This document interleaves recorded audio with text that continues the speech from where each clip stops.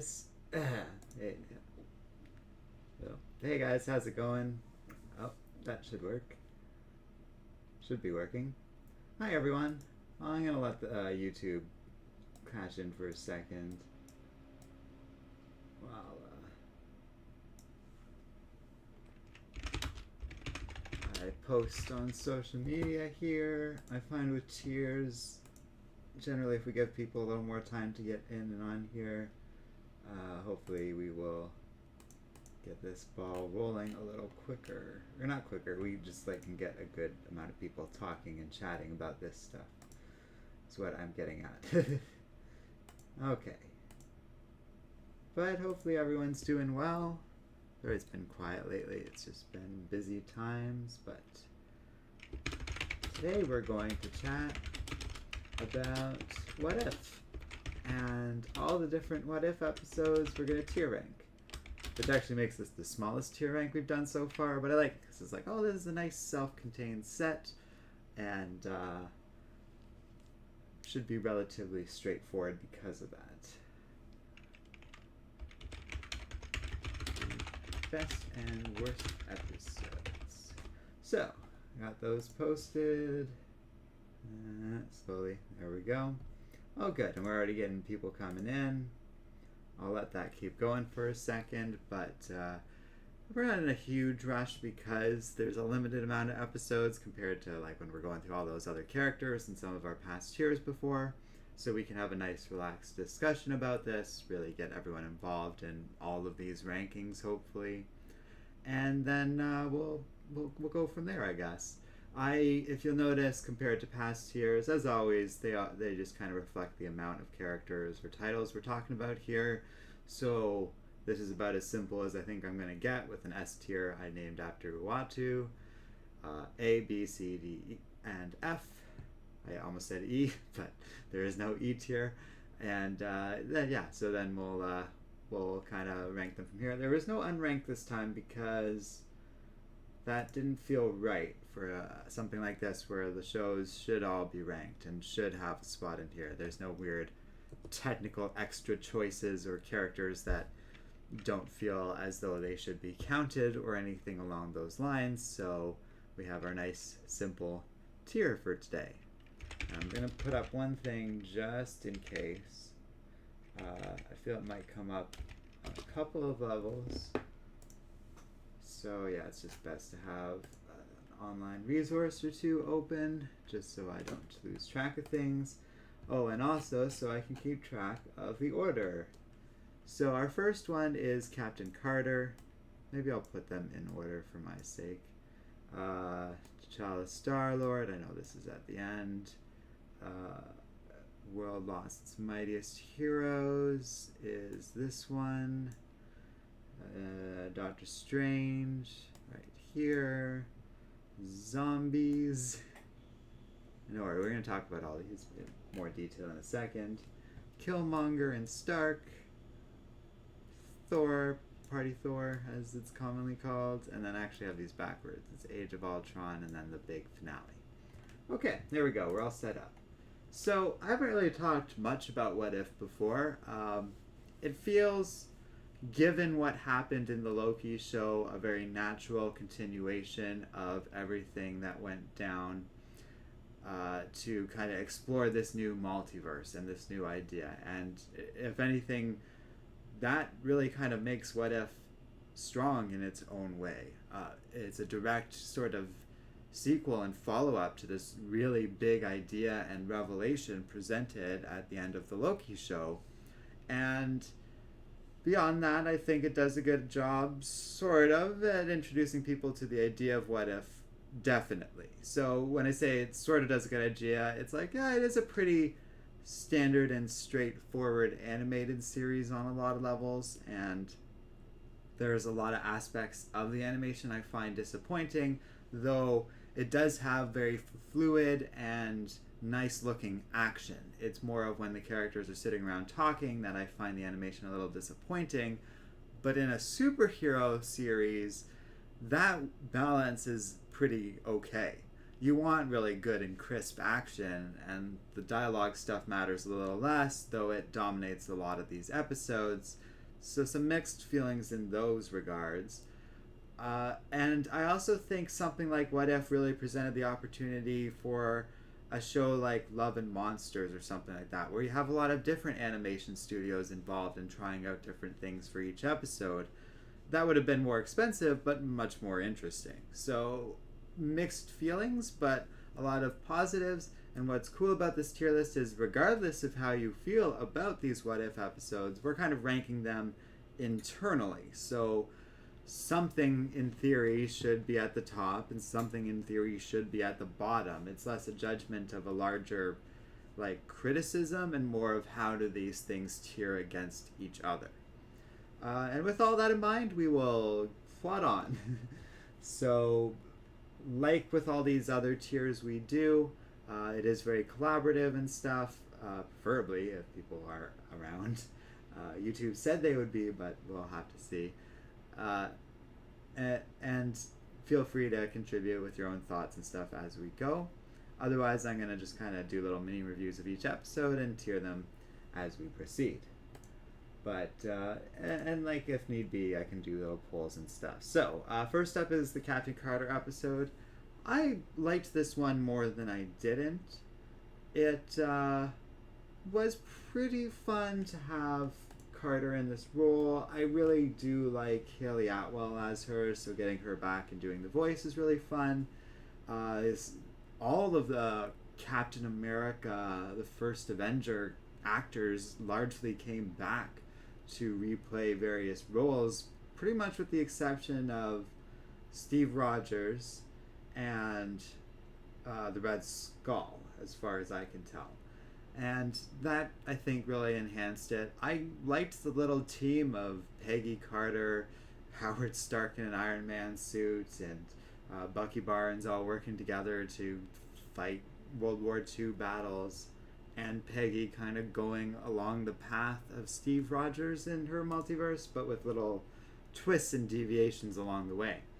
I've heard of a lot of people complain about this one because you are basically just taking that Captain America movie, transposing Peggy Carter into that role, and there isn't a ton of other differences. But Haley Atwell seems to really like playing her, and I think is a fairly strong character, as presented in the series, but also coming out of her performance and this voice acting and stuff. So this episode worked for me more than it didn't, and I'm definitely leaning towards it being more B tier or something like that. But we'll see, and as people can come in, they can always voice their own opinions as we go along and stuff. And if you're watching this after the fact, feel free to leave a comment about your own thoughts on where these things rank and stuff. It might end up that this is more of my personal rankings, but I guess it'll have to be directed in some regard anyways. One thing I did notice, and an interesting aspect of this, is that as we've kind of done some of these tiers, but also as I've looked online for how people rank these episodes, this series in particular seems all over the place. I've seen people rank Party Thor at the top and Doctor Strange at the bottom, and other people do the exact opposite. And we'll kind of get into my feelings as we go, but by all means, feel free to voice your own thoughts and stuff as we are getting into this, because I do think it's interesting, but also it is a very subjective experience, and there seems to be a lot of different opinions. So with that in mind, we're already getting some more viewers creeping in, and maybe in the interest of inviting people to chat and participate a little bit and kind of say where they think they should go, I will do the first episode. I wonder if it's easiest if I just go like this. And then people can vote as we go along, which I think is pretty fun. Now that being said, I do always tend to steer these things, and I feel as though this does have to exist somewhere in the middle. It's difficult for me to imagine Peggy's episode, we'll say, at the very top of this tier list or at the very bottom. It's a little bit bland, but not so much that I think it would be at the worst of all of these episodes, but I also struggle to see it as being the very best either. So I'm going to give you guys the full range between A and D to vote on and voice your opinions on where this should be. And while that is being slowly posted on YouTube, in theory, there we go. I actually am going to double check one thing is working real quick. Mainly that poll. And I also, oh, okay, well, clearly that's working. Okay, great. I'm just going to turn that back off then. So we'll leave that for now and kind of let people vote as we go along. In the meantime, the next episode, yes, is the What If T'Challa Became a Star-Lord. Now, this one's interesting. I mostly enjoyed this episode. I think I was a little more bored than the first one, but a lot of people like it, and myself included. Like, there's a weak spot, I think, MCU fans and Chadwick Boseman fans are going to have in general for this episode because of what happened to him and how his role in these episodes are basically going to be our like final appearances of him outside of maybe some stuff in the like Black Panther movie, but like clearly he's on his way out, and so there is a ring of tragedy to this episode, but also a certain sense of fun. And it's almost as if just certain dynamics in T'Challa's personality compared to Peter Quill has led to, and also just because it's a different world and a multiverse, a slightly different universe, and one with a bit more energy to it, if that makes sense. Like I don't know. Okay. So the Guardians franchise, as it originally exists, has plenty of energy, but the T'Challa, I think, brings this different energy. He's like more closely affiliated with Michael Rooker's Yondu character, and Thanos seems unburdened or something like that by some force.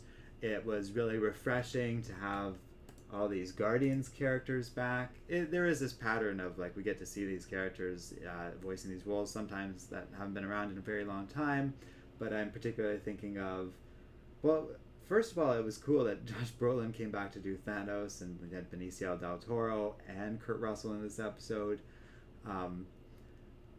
But I was thinking of like, yeah, Rooker as Yondu. There's Sean Gunn as whoever that character's name is, Craiglin or something, but James Gunn's brother reprised that role, and Korath is in it, if that's what I'm thinking of, along with a bunch of other like Thanos-y characters and stuff. And the point being that I felt really added something to the episode in a way I quite enjoyed. So I'm hesitating because I'm not totally sure where I stand with it relative to Captain America, and I do have to just kind of think about this for a minute, but I guess what it comes down to, okay, like these are similar episodes in that you have the one where T'Challa is like kind of buddy with everybody and stuff, but it very much is the Guardians of the Galaxy movie just with him instead, and we're kind of mashing up these different franchises. Then you have the Peggy Carter one where it's pretty much just Captain America with Peggy Carter. So to me, it is a bit of a step above that. There is that nostalgic factor for Chadwick Boseman, which I think is relevant and fair when considering, and it does feel a little bit more exciting and was like a little more memorable than that first episode. I wouldn't really go so far as to call it top tier either, but I could see the argument. Okay, and polling kind of split between A and C tier for the Peggy Carter episode, and I'm willing to leave that as is for now. Okay, so Shredder World is saying the Star-Lord is a solid D tier for me. One, because I kind of see that side of it, because we've taken the teeth out of Thanos, and there's, like, not a ton to it beyond just kind of the drama of the Guardians just sort of rushed through and hollowed out a little bit. And then we have to kind of deal with the whole business of, like, he is still the Prince of Wakanda, basically, and he has to kind of recover that identity. So it is a Guardian story, too.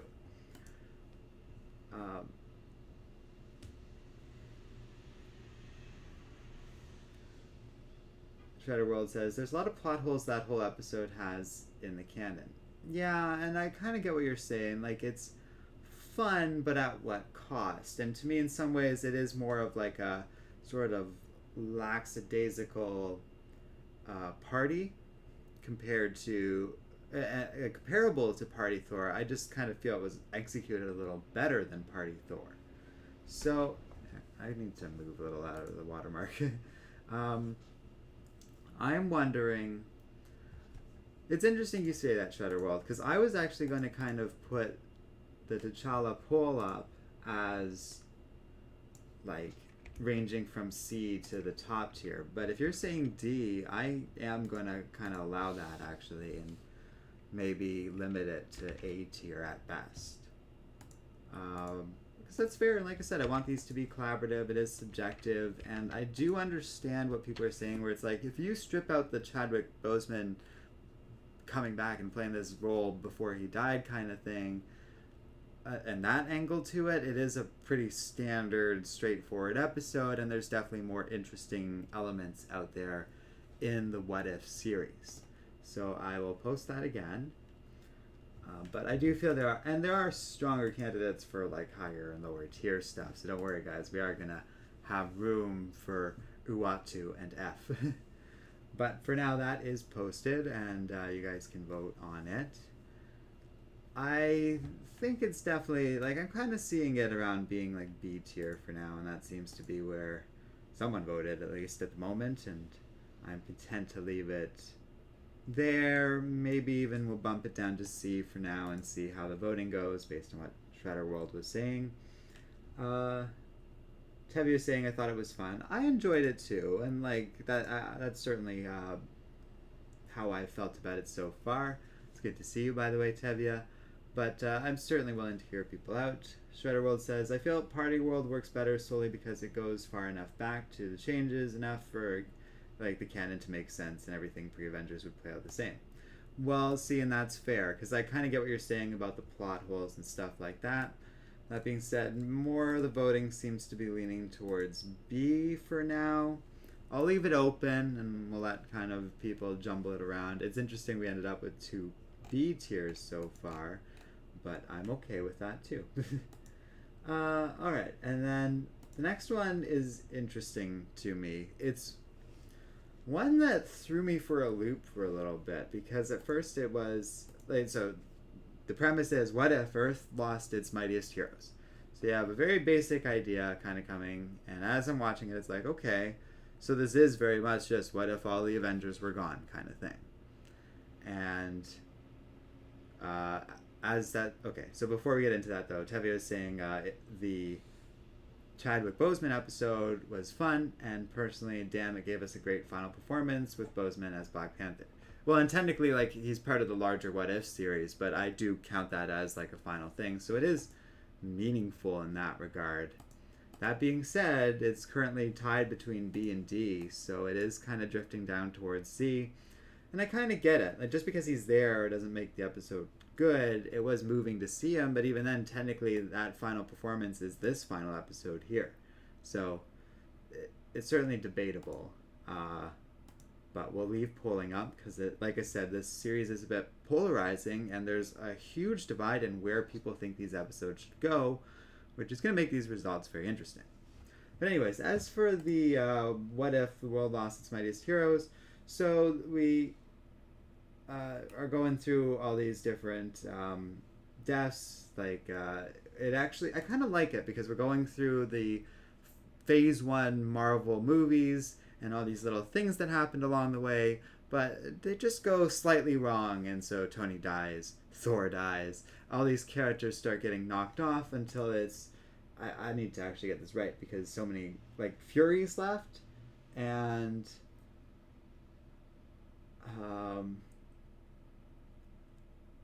yeah, Steve Rogers is found after the fact, and then Carol Danvers is still around because like she obviously wasn't part of the original Avengers story, but she gets called in, and it felt like a pretty natural consequence of that, to the point where her character was welcome, and even that whole plot beat of like Carol giving Nick Fury that emergency beacon, it makes more sense for when Fury uses it in this universe than it did in our universe. I also really, and this will be a very spoilery stream. I figure What If's been out long enough, and it's kind of obvious from just the way this video's been going and stuff that that's the direction we're heading towards. But just an FYI, it is going to be spoilery. The whole thing with Hank Pym being behind it, I also enjoyed. It made sense how he was able to kill all these Avengers with his powers. He seemed ragged and very yellow jackety because we know that the Pym particles can have this effect on people if it's used aggressively and without like cause or something, as established in the MCU, especially in its early experimental days of this technology. And I really liked it because it just felt like, yeah, it wiped out the Avengers, but then it has that strong positive happy ending where Fury does manage to assemble his own team of Avengers, and they take on Loki and his troops. That all worked very effectively for me. So I see a lot of people already chiming in for chat about this. Tevye is saying, yes, episode 3 was very dark, and frankly some of the deaths I didn't see coming, and oh boy, that twist I should have suspected from the very beginning.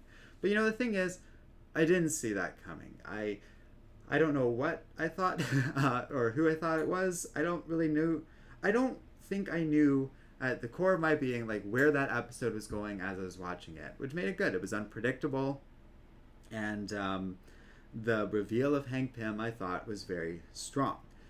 It made sense given like the little like all that really changed in this universe is that Hope did go out and kind of become her own person, became a SHIELD agent, and unfortunately died. And that was the main thrust of this episode, really, in terms of what's going on behind the scenes. Behind the scenes within the story, that is. Like, so, in terms of what Hank Pym's operating on, and that drives the entire narrative, even though we're not privy to that until, like, the last several minutes of the episode at most, which I felt is collectively very strong. I have a hair in my mouth, so give me one sec. Gross. It was like caught in between my teeth. Oh, sorry. Okay, water's right here. One sec. Oh my god. That was really bad. Okay, Mikey Jesus says, but not spelt the way you guys might think. The whole series is more meh than anything. I think it hit at a weird time, and I just don't care as much, even as a super fan of the MCU. Great actors don't always make great voice actors. And I did a little mini review kind of this series at the beginning of this stream and said some of those things, but you have a really good point there, and we haven't talked about it much. I feel it is pretty present throughout the series, though, where a lot of these big name actors, who are generally very good in their live action roles as these characters, either don't quite feel the same, or just like Mikey was saying, simply aren't good voice actors. And it's very interesting in that regard. I do notice the Black Panther one in voting has slowly tipped up towards B tier, so I will bump it up there. Which seems more than fair to me. I mean, I had it at A, so obviously I'm not going to fight that. And that is a limit to What If. Now, I will say these tiers are arbitrary to anything else in the world in terms of how these episodes are rated. So, like I said, we should have something in F and Uatu by the end to sort of represent the best and worst of this series and how everything else rates relative to that. With that in mind, as for this, I'm not even caught up on chat yet, so let me do that, and then we'll move on to ranking the episode 3. Tevye is saying basically there's 3 Avengers left, referring to this episode, and that's an interesting side of it. Like, it feels as though there's a real loss, but also, yes, there's 3 Avengers left, but there's also all the future of this universe and all those other heroes inevitably to come that in theory should still rise in this world. So there is a whole other theoretical new team of Avengers this universe can create. And already, as we know at the end of this series, like, Black Widow from another universe comes to join them, which is pretty fun. And so they have the Age of Ultron Black Widow with them now, which is a cool side of this series.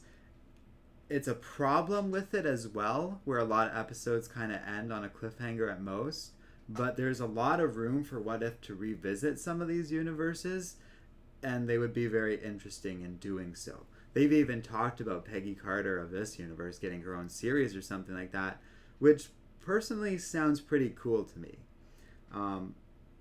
But that being said, another complaint I do have is, in spite of what Mikey was saying about the voice actor thing, which I do agree with, a lot of the voice actors who were called to fill in roles like Tony Stark, Steve Rogers, all those other like actors who aren't back, they stick out like a sore thumb and really don't feel anything like their actors. So I do wish better voice actors were used throughout this series, beyond even the big name MCU ones that are coming to do this. I do feel there are quite a few limitations to this series, but yeah, and it's not irrelevant. We are talking about What If in general here, even if this is more of an internal tier system. So Shredder World says, I liked the episode a lot, referring to episode 3. In concept, the concept, while simple, was extremely well executed, and I generally wasn't able to guess the twist until it happened. Same with me and Tevia. And Shredder World says, and I haven't had that happen in a long time. That's true. It's always refreshing when that happens. Like, just in general, a lot of stories are predictable, so and as one gets older or even just more versed in media and stuff, you can start to see these patterns. So that there was none. And it also helped that there wasn't really any comic book precedent for this story. Made it very unpredictable and, in my opinion, extremely fun. Tevia is saying, Hank Pym being the one to kill everybody, that was dark and depressing. Most What If stories in the comics clearly have a dark ending, but I'm glad it did end on a happy note. Personally, I think What If Episode 3 was very good, with some hope in that universe. That's a nice summary of what we've been seeing so far, and because of all that, I'm going to go ahead and end the tiered poll on Episode 2, and we'll go and rank this one. But I am going to say this. I don't know if it's my favorite or the best, but I do think, based on the conversation we've had in stream so far, I am going to box us in a little bit with this one. Unlike some of the other ones where I've given you guys a bit of a range, I'm going to maybe give you guys 2 choices. Either top tier or second highest tier. And I know some people don't love this story and all that, but that also gives you a chance to vote it down to A as opposed to A2, which is kind of where I posted it. But I didn't hear a lot of people disliking it in chat compared to some of the other ones we've talked about so far. And I think it is one of the stronger episodes, and it seems to be most people generally agree with that. So we are going to steer it in that direction. Next up is the Doctor Strange lost his heart instead of his hands. I love this one. I suspect most people are going to be with me in really liking this one. This, to me, is my favorite episode. Tevia says I give it an A. I assume referring to the episode 3. And that's where I put it too. I think it's an A because, yeah, like, it isn't, in my opinion, the strongest, but it was unpredictable and a lot of fun. But I will give you guys a chance to have a say. As for this one, I really like it. This is the closest, along with zombies, which we'll talk about very shortly, to really getting into what I wanted out of the What If series and closest to what I had imagined before it came out. So very early on in this stream, I was talking about how it would have been really nice for the Doctor Strange episode to kind of explore, the series in general to explore for each different episode, different styles of animation and stuff like that. They don't really go in that direction, but this episode, in my opinion, has the best animation, it's the most interesting, and adds new things that we hadn't seen anywhere before in the MCU. There's a lot of elements of the original Doctor Strange movie in this What If episode, which makes all the sense in the world. But they go in their own direction, do their own little thing here and there, and in my opinion, it makes it exceptional. It's a bit different from episode 3, where episode 3 is quite dark but has a bit of a happy ending. Episode 4 is pretty dark start to finish and doesn't really leave on a happy note, but rather oh, Doctor Strange, hope you learned your lesson from all this because you destroyed your own world. And I thought it was a very strong episode on the whole. It's our first little taste, really, of Uatu interacting with any of these universes. And because Uatu's played by Jeffrey Wright, who I love from Westworld and a buttload of other things, including he's going to be playing James Gordon in the Batman movie next year, I really like this episode as a whole. But also, I like Uatu too, is what I was going to add to that. He's throughout this series and not just in this episode, but Jeffrey Wright really brings something out in that character that I don't think really existed in the comics, so that's fun. Tevia says, the Doctor Strange one was friggin' fantastic, and I love it because, oh boy, Doctor Strange destroyed the entire universe just to save his love. Shredder World says, I enjoyed it. Once again, it was a common idea that was executed very well and actually taught us a bit about the history of Doctor Strange of the MCU. And that's something you said about the last episode I didn't really touch on, but it's true of both these episodes. They're very simple concepts. What if the comics, I don't know if they've specifically done stuff like this before, but they've definitely done stories very similar. And not even just what if, but just fiction in general. A hero falling into corruption, an alternate story where all the main characters die off. These are familiar beats for those that know alternate universe storytelling, but they executed it really well. And I think actually it tells us that the people behind the scenes of this series probably were best off doing just very simple, clean ideas like this. Just a Doctor Strange story where everything goes wrong kind of deal. And so on and so forth. Tevius says, the Doctor Strange one felt like a true what-if comic done right, which I approve of. And also, like, evil Doctor Strange actually won against his good counterpart, which is rare for a villain to win in the MCU, besides Thanos, of course. Oh, and that's a really good point I almost forgot about. They actually gave this story an out, which I think a lot of other writers and storytellers and fiction in general would have gone for, where the Ancient One brings this good Doctor Strange to confront the evil Doctor Strange, and a lot of stories would have had the good one win out, and especially if it were a more mainstream story, then the good one would continue on as the main hero of this world. Well, that doesn't happen, and it isn't a nice clean story like that. Shredder World says, there is one where Doctor Strange joined Mordo. That's the most similar one I know of in the comics. Okay, and that does sound but it's beyond that. There's so many stories of a hero being corrupted, especially in a what if or Elseworld story across Marvel and DC, and I think we all know and recognize that to a degree. Tevye is saying, I think what if comics did kind of do this in some stories, however there are some bad ones, like What If Spider-Man Back in Black, which has MJ getting shot and was basically a big F you to people who loved MJ. Oh, that's interesting. I'm vaguely familiar with that comic you're talking about, but I don't think I had the heart to even bother reading it. And it's an interesting side of the comics, too. It's not like they're all great, either, but they present what I think this series largely recognized correctly of just, no, you can do whatever you want with a premise like What If, and you should be exploratory. Make some stories a really sophisticated and nuanced What If, and some big and broad, like this Doctor Strange one. And I really like it. It seems like most people do. To me, this is what I had in mind when I said it should be what should be a top tier episode in general. Now, I'm not getting a lot of pushback, and I noticed I was pretty correct to identify this one as A. So unless anyone has any objections, I'm just going to kind of leave that one there. I'm feeling quite comfortable with it being top tier because it kind of represents that to me. And we'll move on to Marvel Zombies. And this is fun. It's just the simple title of What If Zombies. I really, really liked how, and it's like kind of simple on its surface, but I do. Yeah, it was Mark Ruffalo back as Bruce Banner, kind of right away at the start of the story, basically coming initially into his role at Infinity War, and so we were talking about how some of the real life MCU actors weren't the strongest voice actors in the world. I thought Ruffalo nailed it. Like, he was so strong, it really felt like him, and it was really fun to see him get to really kind of star in this story more than anyone else. Now, Peter Parker kind of takes over the story after a while.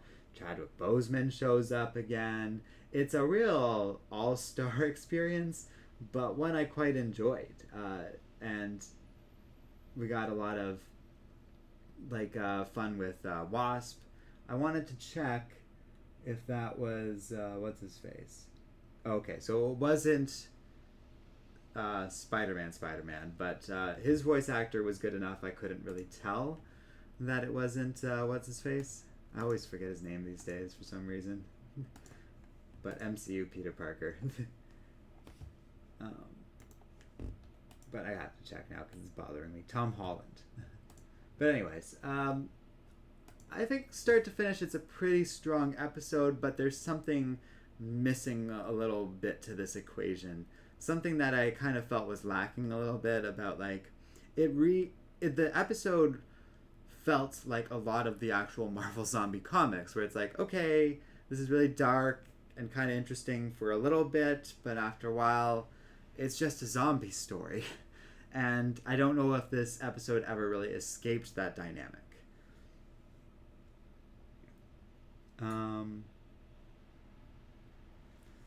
Okay. I'm going to catch up on chat for a second. Tevye says, I think the Age of Ultron What If comic was also bad, but then again, that event was terrible, so nobody wins. Shutterworld says, my main gripe with the Captain Carter episode was how weak of an opening it was for What If. I'm almost certain it was done as a means to introduce people to the concept, but I don't think it was different enough. And just jump into your second part of this, but I'm almost certain it was done as a means to introduce people to different enough to be an opener. I felt it would have been better in the middle of the season. And then Tevye says, yeah, What If Captain Carter was kind of the weakest one out of all of these. So that's interesting. I don't think you guys were around when we were doing that initial part. I'm actually willing to bump it down to C, and we have a nice clean 4 for now. If someone has an objection to that, we'll see or whatever, let me know. But that kind of makes sense to me, and I do think it's still a step up above, like, the Black Panther as Star-Lord episode, but I am more comfortable with it kind of being like this as opposed to this at A and that one at B, given what we sort of established here as we're sort of working this out. So let me know if anyone has any objections to that. As for zombies, like, it's really strong. There's so many great moments. I love when Thanos' goons just get trounced by the zombies early on, and even just the origin of the zombies being tied into, like, the whole Ant-Man and the Wasp stuff. That felt like a really strong What If that also was pretty clever in where it was executed in the MCU timeline. Like, right at the start of Infinity War, that was pretty cool to me. So, like I said, there's missing elements to it in terms of, like, it just didn't quite feel like a complete story on its own. It just left me feeling a little bit like that's it at the end of it. Tevye says, I was annoyed to end it on a massive cliffhanger because I was hoping we were going to see what happens next.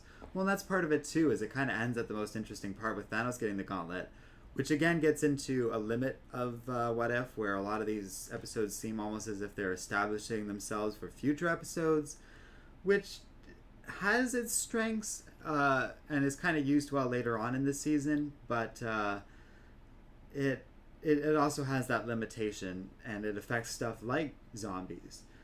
To the extent I really do think it should be maybe at A tier, but I'll let you guys maybe vote on that in a second. I want to just see what people are saying in chat. Tevi's saying the Marvel zombie story felt more like a traditional zombie story instead of an actual Marvel zombies able to think. Oh, that's a really good point, actually. The Marvel zombies in the comics are able to kind of think and reason and use their powers very effectively because of that. The Marvel zombies in What If are a lot more basic in their intelligence, and that sucks. That makes them less interesting, and that's a solid point. And that also probably lends itself to what I was saying earlier about it really just starts to feel like a normal zombie story after a while. And it's a shame because it had such a good opener too. Shudderworld was talking about how Captain Carter was maybe used to introduce people to the concept. I think this episode probably should have been the opener to show people like, hey, we're not playing around, like, but I get why they maybe wanted to save this a little bit because it got a lot of people talking when it came out and stuff. And that is part of the game of like choosing the order of these episodes and fiddling around with it. Also, some of the episodes from the season were unproduced, and we'll talk about that a little bit later, but they didn't make all the episodes they originally planned to for this first season because of COVID, and that did affect things a little bit. Shudderworld was saying, I enjoyed the zombies episode, but it's very difficult to judge because out of all the concepts, it had the most open ending, which we were saying a little earlier. It's clear it was done so they can use it, but more was out of place compared to the open and shut ending of the other episodes. And you know, these episodes feel like they should be standalone, especially because the MCU is so about building itself up on top of stuff. What If could have been a bit more of a standalone thing, and I dislike that it wasn't. It does have its positives where it's able to build up and explore some ideas because some of these self-contained stories do leave room open to revisit them maybe in an interesting way, like the Captain Carter one.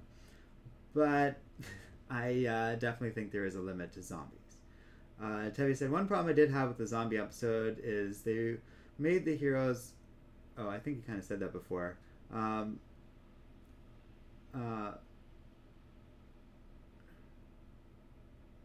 Yeah.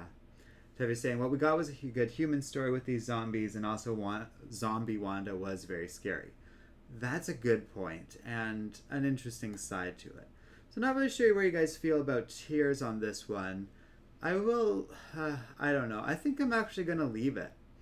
It seems like everyone kind of agrees it should be around A, and I don't get a lot of pushback, but if anyone thinks it should be elsewhere, let me know. But it really does feel on level with episode 3 to me. Okay, next up is a really interesting one. What if Killmonger rescued Tony Stark? So, the parts I like. It's really cool to have Michael B. Jordan back. This episode in particular, though, is where some of the voice acting stands out the most to me. I'm not sure... Jordan was alright as a voice actor, but it really chafes. Pepper Potts and Iron Man aren't actually themselves, which I thought really took away from their characters.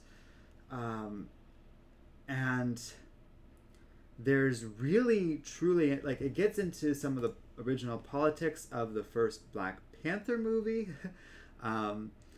but doesn't quite feel like it fully explores them, even though it has a really interesting alternate angle to that. So, and kind of like what Shudderworld was saying about the zombie episode, this one felt a little incomplete because of it. And it kind of ends with the two ladies, Pepper Potts and Shuri, figuring out what Killmonger kind of did, and they agree to work together to expose him, and that's pretty much it. I didn't really like it, even though it did do some cool things like revisiting the first Iron Man movie and playing around with those events. To me, this is on the lower tier almost, where it belongs at D or C range. And I'm going to kind of think C maybe, but we'll see what people think.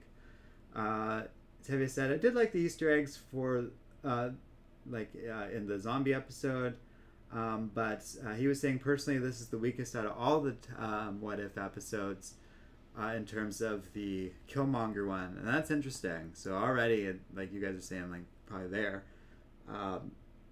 Tevye says because it's just Killmonger manipulating everybody and him becoming king. And that is pretty much the episode. And it makes the other characters feel a little toothless because Killmonger's just got them all beat. And part of that's kind of what his character was in Black Panther, and it makes a lot of sense for him to be able to outsmart a Tony Stark that never went to that cave. And for him to outplay a few other characters along those lines. Where it gets limited is I struggle to believe that he was able to trick like King T'Chaka and all of Wakanda like that. And I think there are weaknesses pretty prevalent along those lines for those reasons. Shredder says, the worst part of the ending of the series, this concept just doesn't get an ending now and it's just a giant mark against it. You mean the whole series or of this episode? I kind of get what you're saying, though. It's like it does feel incomplete, but it's also like, well, what if we'll be back? And that's like guaranteed pretty much. So I don't hate that. Like, I understand why they did serialization, but it really feels like, really, out of all the series they're doing, this one also had to be serialized. And that was a mistake. One wishes that they took a little bit more of a page from Mandalorian and made these episodes a bit more standalone and stuff. So, Tevye saying, I suspected Tony Stark to not be Iron Man in this story. I was hoping to explore more of Tony Stark, not Killmonger. And I think that's right, too. Because Tony kind of gets pushed to the side and it becomes a story all about Killmonger. But if they actually work together and maybe Killmonger let Tony in on this stuff, maybe Tony understands where Eric's coming from and actually agrees to work with him instead of, like, Claw showing up again. All of this would have been very cool, and instead it just kind of feels like a lot of wasted potential. In part, maybe because it's not Robert Downey Jr., and it, like, to me, that bothered me a little bit, and it felt weird when you have Michael B. Jordan playing Killmonger, like, at the other side of the scene. It threw me off, and I think that was a problem, too. Tevye says, you can have Killmonger rescue Tony Stark, but at least explore more of his story and let them work together, not backstab each other. Kind of getting right into what I was saying there. And have Killmonger win.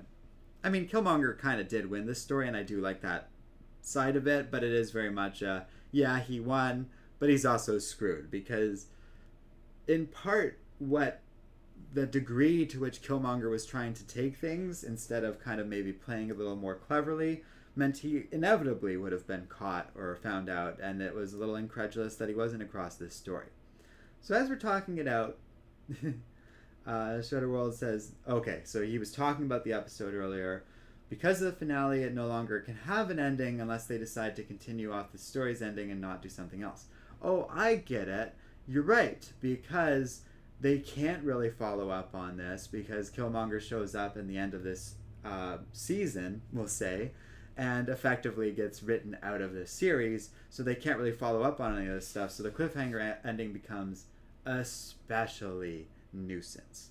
Now, based on what you and Tevye are saying, I'm thinking F tier. I initially wanted it at C. You guys made enough solid points to bring it all the way down here. I kind of, like, what really did it for me is what Shredder World said about the finale for it being bottom tier. And that's a pretty solid point. Now, if anyone objects or whatever, or thinks it should be higher, we can kind of maybe open it up to a poll. But these ones kind of feel like they're firming it up now that we've started placing the initial few episodes. So we're going to move on to Party Thor. This one is interesting. Tevye says, I don't hate this episode, but it was so disappointing. You know, I don't hate any of these episodes in general, but that one was definitely one of the more disappointing ones, and to me, Party Thor is right there with it.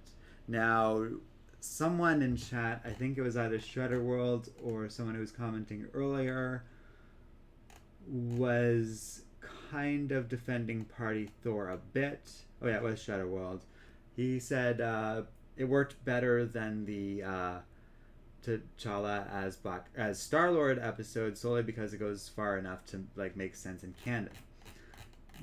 Yeah, it makes sense in canon and has a bit of fun with that, I guess, but I just found this episode completely pointless, all over the place. It was cool to have Natalie Portman back as Jane Foster, because that was the first time she came back for anything since The Dark World, as far as I can tell. So that was interesting. I did love Thor's relationship with Loki in this episode because they're not brothers and how all of that changed. There's strong elements to this, but by the time we're getting into Freya and all of that goofy nonsense, this episode lost me. I get it's supposed to be lackluster and really fun, but I wasn't laughing with it and wasn't enjoying it too much. Tevye says, Party Thor was really funny, and I love this episode, and it was tons of fun. Okay, so here's the problem. Because I like you guys are going to probably defend this a little bit and stuff and like it. And I want us to be able to reach a compromise we can all be happy with. So we could do a poll, for one thing. And we could kind of explore this a bit. Strider World was saying he liked it even above the Star-Lord episode, so it can go as high as A. And I'm wondering if I just shrug my shoulders, let people kind of have their say, and see where this ends up. And I think part of the problem is Party Thor is a bit of a divisive episode. Humor's subjective, it's fun for those who find it fun, but for people like me, it was just like a little bit weird.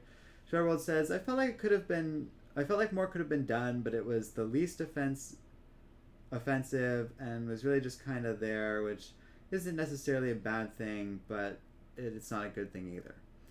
It's interesting. I think you're really providing the perspective of someone who's like a really big MCU fan, and because of that, this episode is stronger. And I think it's good that we have these different perspectives kind of coming into this thing. Tevye says, like, it's not, like, is it perfect? No. But you know what after the disappointing Killmonger episode, I needed something fun, and this was the best thing for that, basically, which is a good point. Shutterworld says, I don't think it's my judgment is based off the fact that we have a Star Wars one lower. Oh. Okay. No, I get what you're saying. And not saying that we have to. Oh, okay. Okay. Thank you, Shredder World. That's helpful for me setting up this poll.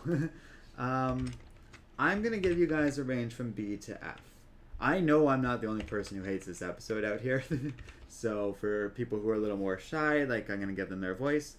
And I think B is a good compromise. Everyone's tier thing is going to be individualized, and mine does look a little different than this, but I think, like, the one that this is going to most closely represent is mine anyways. But I'm going to let you guys kind of have a bit of say because everyone seems to have a different opinion on it. But I do think it's a lower relative to some of these other ones. So I'll let you guys vote on that. Already leaning towards B, but that's just one vote, so I'll just leave it there for now. And I'm okay with it kind of being on that level. That's not my opinion, but you guys are making a solid case for it and stuff, and that's okay. I really would push back against it going higher, but Shredder was saying that's a good compromise. And I can even see, like, if I thought this was better than the Black Panther Star-Lord episode, internally I could rationalize it at them being on the same tier. So that might be a good compromise for that too. Tevye says, for better or worse, this was a fun episode after seeing Thor fighting Captain America. Marvel was tons of fun. See, okay, and I'm glad you enjoyed that, but personally, that's where, like, the episode's really losing me. And I was like, man, like, this is really lame. That's how I felt, at least, about it. That fight just felt as though it didn't have the stakes that a normal comic book fight would have. It was just a goofy thing. And I get it. Like, I get it. It's supposed to be goofy and fun, so it's like, it is low stakes, and that's the intent of it, and sometimes it's nice to do that. But to me, like, what am I trying to say? If you're not having fun like I wasn't, if you're not in on the humor and you're not in on the party, then that episode really doesn't work. I did like the animation for it and stuff, so I don't want to be too down on it. And I do think at the very least it should probably be above the Killmonger episode. Right now it's tied between B and C, and if it's going to come down to me breaking that tie, I am going to put it at C. But I'm going to leave the poll open for now as we talk about Age of Ultron. Now this one's interesting. This is not officially the Age of Ultron adaptation or whatever, but it is very much like a story that is clearly influenced by the Age of Ultron comics and stuff like that, and it's all about what if Ultron won. There's a lot I like about this episode.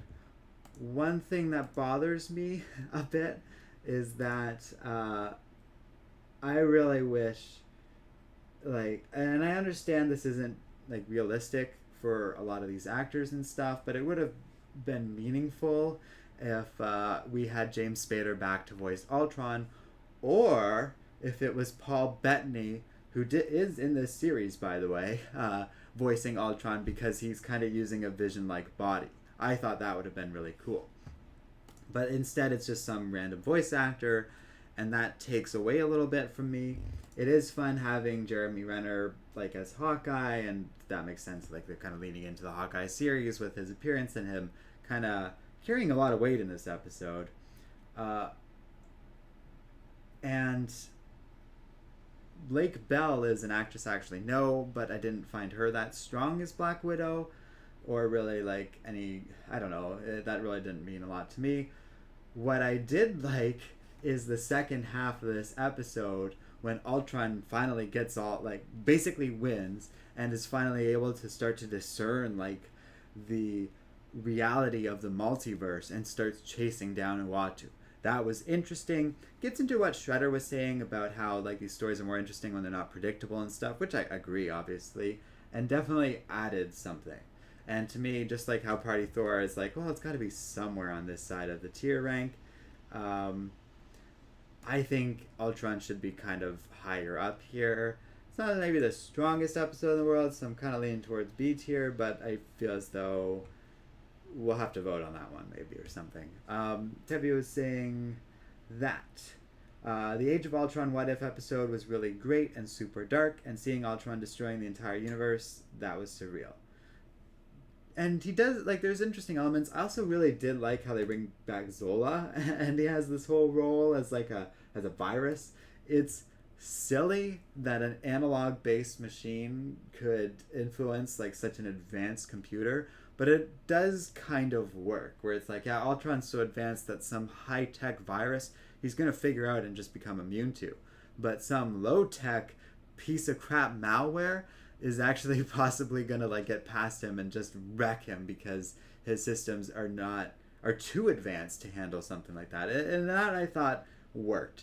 It's comic booky logic, but this is a comic booky series, and so I thought that was pretty great. So Shudderworld was saying, my main gripe with Age of Ultron is that it happened a bit too fast. I think the voice actors did a decent enough job, but it wasn't perfect, but it was better than most of the other voice actors. Fair. And then he says, I think a B is fair. Okay. I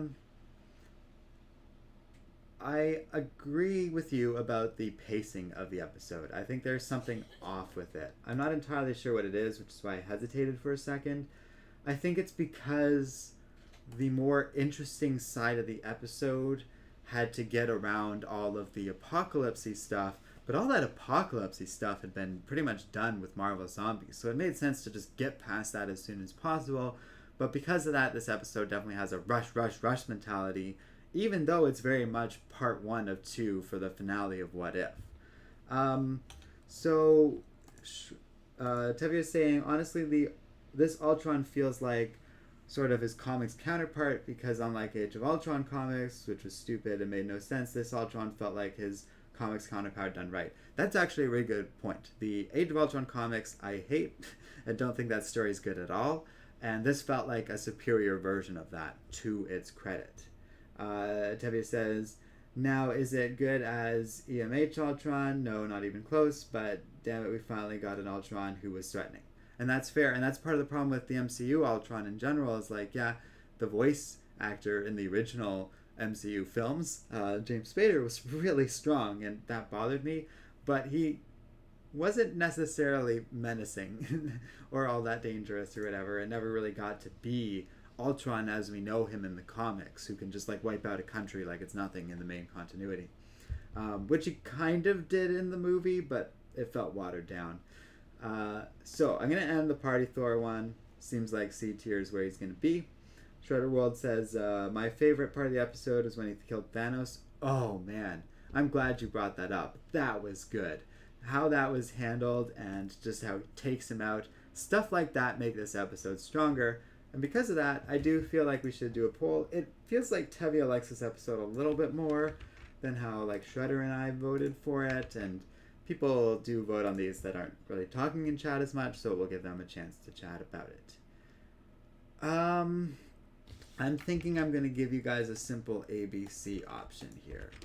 You guys can maybe raise or lower it, but pushing it beyond that doesn't feel terribly realistic for this particular episode, because there are strengths to it. Tevye says, true, he killed Thanos in 2 seconds, and that's what was fun about it.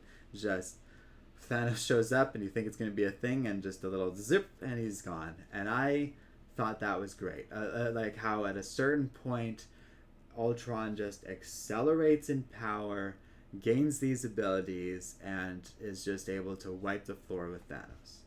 That was cool.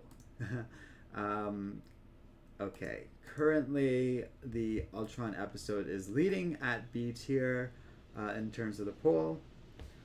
Shudderworld also says it felt extremely in character and goes to show how powerful Vision actually is, which is a good point. I hope Vision comes back one day. The WandaVision series certainly set up that possibility, but he'll be different and when he comes back and stuff, and I am curious what their plan is for that character. But Paul Bettany's such a good performer. I really am happy to see more of him pretty much indefinitely. Let's put it that way. Tevye says, indeed, and having Ultron gain all the power and fighting the Watcher was freaking badass. I love it. Yeah, that was cool as hell. That really added something. And I do see where Tevye is kind of pushing it up a little bit. Like I kind of see your argument for A tier a bit there, Tevye, but it does seem like people are leaning towards more B tier. And I think it is like, yeah, if they had just structured it a little bit better with some of that stuff around like the Ultron fight and maybe the pacing. Perhaps if they had just abandoned all the Age of Ultron stuff almost immediately and just been like, yeah, post-apocalyptic narrative. What you don't know is this cool fight scene we're going to have between Age of Ultron and the Watcher where they travel through the multiverse and stuff. If that had been the episode entirely, this would have possibly been Uatu level and maybe even pushed Doctor Strange down because of it. But that all brings us actually back to Doctor Strange, who's at the end of the Age of Ultron episode, this version of him specifically. And it brings us to our finale. Shudderworld says, I think it's right at the fence, honestly. It's so close to being there. Now, one thing we could do is we have this empty tier, and one could argue almost that if we went like this, then it kind of gets its own special little spot. And I'm not necessarily against that. I am throwing out votes left and right there, but that works for me, and we should probably use all the tiers. It just kind of makes sense that like if it's on this bubble and it kind of exists in this extra space, then I'm okay with this. So if anyone has any objections, you gotta let me know in chat. But otherwise, we're going to move on kind of to the final episode with this as our tier rank, and I'm pretty happy with this as it is. I know I'm kind of cheesing how people voted with this, but it also is to make room for something that I think we kind of agree is a little special compared to like Black Panther as Star-Lord and stuff. I almost said Black Panther as T'Challa, which is funny. Shredderworld says, I think it's fair and honestly pretty close to what I have personally. And then Tevye says, also, we did get a President Captain America in Age of Ultron. That was cool. And I think that's what kind of makes this a little more special. Like, and that like kind of accounts to what like Tevye was saying and stuff like that. So, with that in mind, with no further objections or anything, it is time for our final episode. So we have Ultron emerging as this big multiversal threat. In theory, one that very much could destroy all like sentient life across the multiverse and stuff, because he's this robot, he can't die, he has this tremendous source of power, and he can just keep going. So Uatu goes back to all the other episodes, pulls heroes from them, and creates this new like Avengers for the multiverse team. What does he call them again? Like the Guardians of the Multiverse or something like that? Does it? It doesn't really say. But regardless, so these fun characters end up battling Ultron. They do what was kind of promised with the like having the Marvel zombies in Age of Ultron in one season, where like they throw all the zombies at Ultron. They do a lot of really fun stuff in this fight.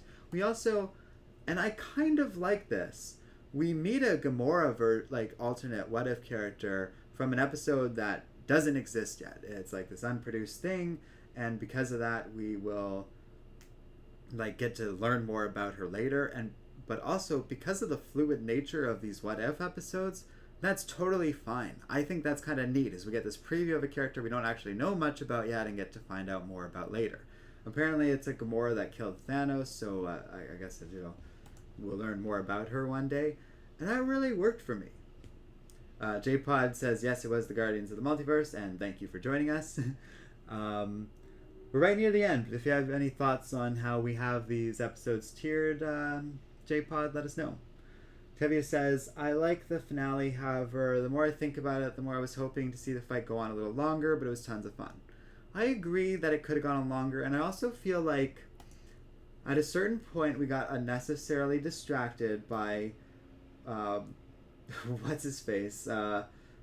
Killmonger taking over Ultron's body, and then I don't even remember what happens. He's battling... Oh yeah, and then he gets into a fight with Ultron, and they kidnap him into a pocket dimension, which the Doctor Strange, who destroyed his own universe, agrees to look over. I have issues with this finale.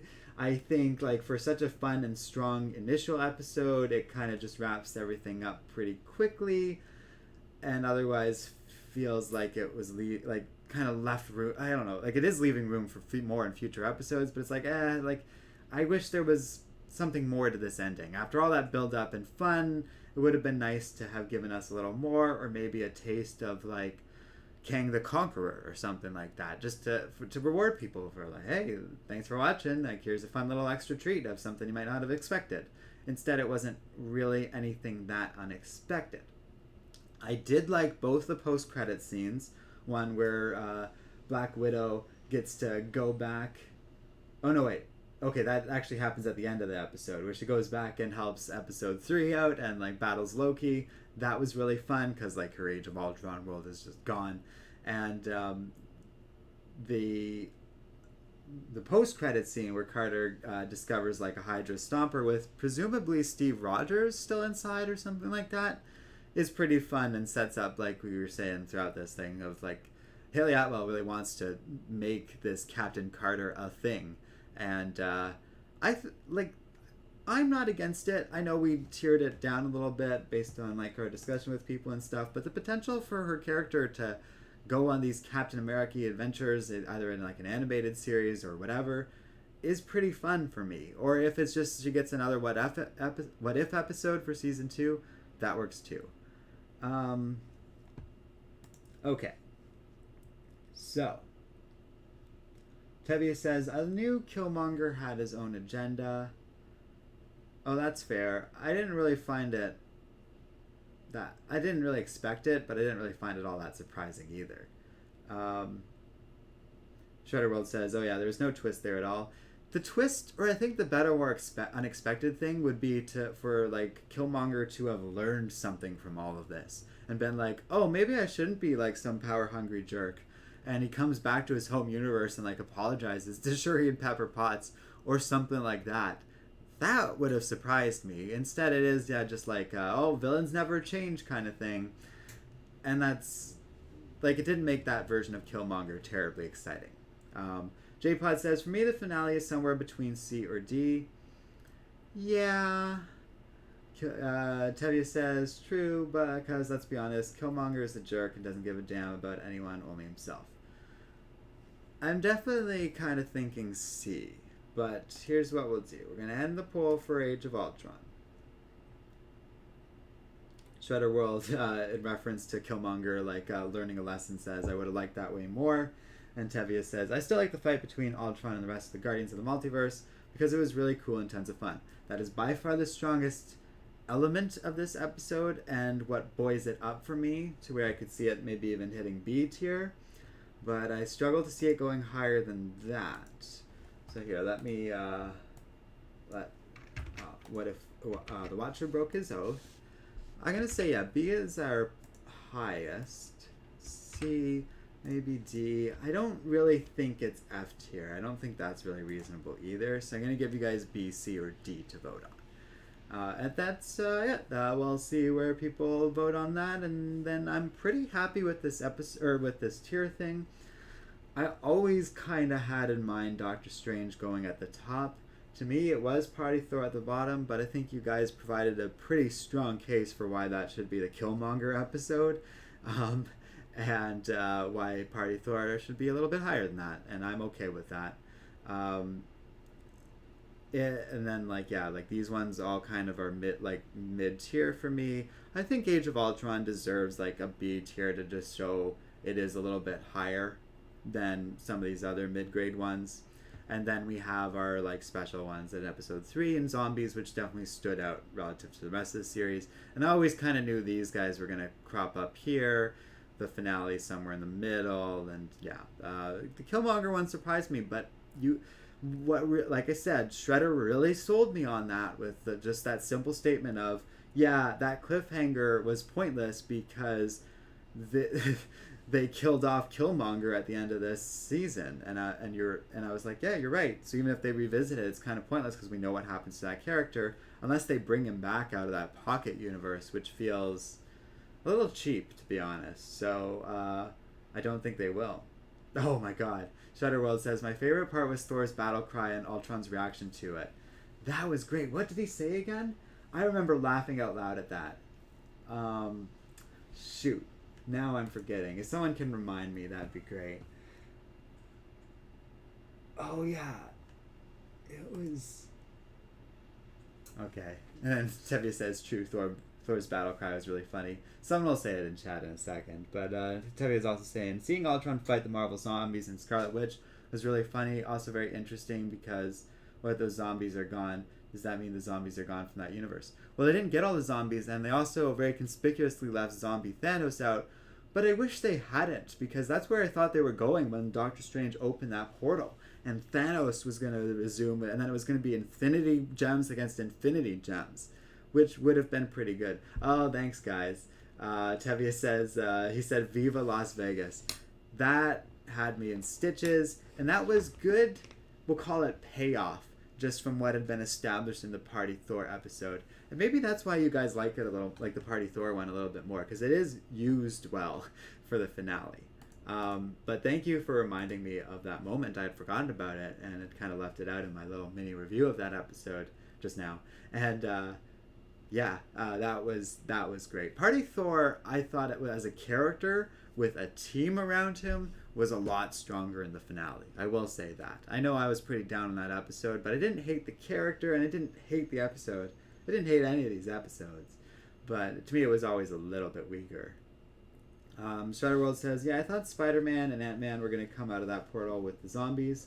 Oh, that would have been fun, but it feels like, yeah, I didn't even think about that, but it feels as though they left all of that for future zombies content, which is a problem. It's a problem with this finale. It's a problem with What If in general. We've said it a bunch, but the MCU is so layered and depends on you watching certain things to get stuff as you go along, that I really wish these What If episodes stood a little more on their own. It would have been nice, and it is the worst part of the series as a whole.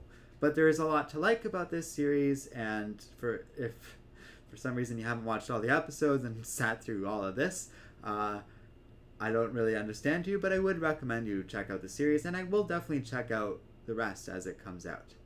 But yeah, so this was definitely the shortest tier we've done yet, at a little over an hour, but it was always going to be like that. There's only so many episodes to this thing and only so much to talk about. That being said, thank you so much to everyone who participated, especially Tevye, Shredder, and JPod, who kind of chatted throughout it. But I know people vote as we go along who don't chat. Either they're at work and busy or whatever and just kind of listening in on the background and just voting as they come along or whatever. But regardless, I appreciate you all, and thanks for helping me make this tier list. It was fun and I'm really happy about it. Here's the fun side of this. I can save this, and I will do that right now. One thing I can do, though, is when more episodes come back, we can revisit this, tinker around with the tier list, and kind of update it as we go. So with that, I'm going to head out, guys. Thank you so much for everyone. JPod saying, glad I caught the end of it at least. Yeah, and I appreciate that. I tried to give people about an hour warning, but, you know, between scheduling and also what YouTube says for, like how, what am I trying to say? For how YouTube